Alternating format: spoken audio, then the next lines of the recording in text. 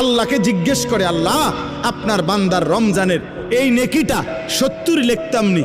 আল্লাহ বান্দার দিকে তাকাইয়া যখন দেখে গুনাহ থেকে মুক্ত, আল্লাহর জিকিরে তার জিব্বা ভিজা, আল্লাহর মহব্বত তার কলিজার মধ্যে, সুন্নাত মোতাবেক তার জীবন, আল্লাহ তখন বলে না 70 না 700 লেখো, 700, 7,000 লেখো, 70,000 লেখো, 7 লক্ষ লেখো, 70 লক্ষ লেখো, 7 কোটি লেখো, 70 কোটি লেখো, 70,000 কোটি লেখো।